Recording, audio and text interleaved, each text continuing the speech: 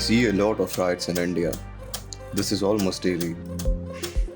And there are certain reasons behind it.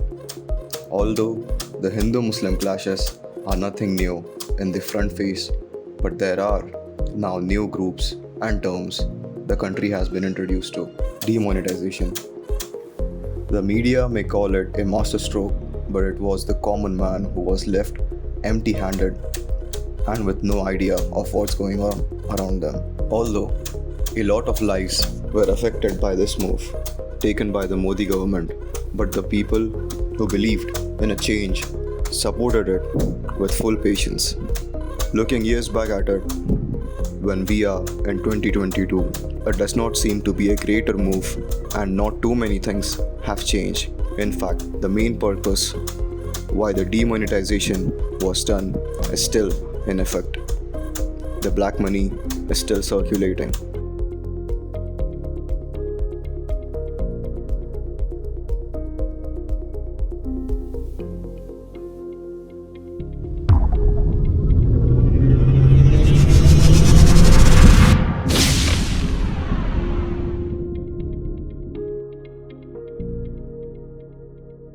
Next was GST, another move by the brave new government which held up many businesses. Another move which was called a masterstroke by the media. Another move which was supported by the innocent Indians. And another move which didn't bring any huge change in a positive way. GST is still criticized largely by many businessmen. But one question that actually remains the same on everyone's tongue is, why didn't they put GST on fuel and alcohol? The answer is very clear. In GST, the highest tax slab one can put is 28%. This would have brought a substantial price drop in fuel and alcohol rates. Well, the rates, which are still high and continually manipulated by the government almost every day, can't be brought under the GST slab, as they totally depends on the revenue generated by these products. Before 2014, India was on its way to become a superpower nation. Our country was continually progressing, where our one of the main competitor was only China. The impregnable growth in IT sector and the technology we were coming up with, no one could even question the progress we were making, and the world had its eyes on us. The country saw a deep slope in its growth right after the Modi government came into power. India witnessed a downhill. Many companies left India as the taxes were getting too much on them. The real game began when the government couldn't handle the outcome of truth.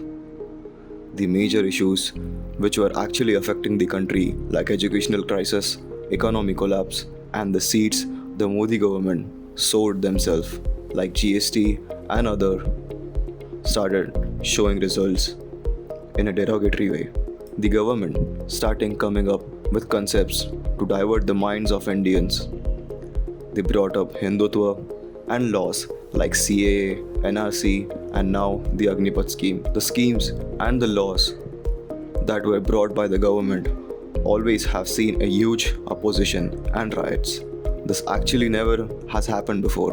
Almost every other scheme by this government is getting rejected by a large group of people.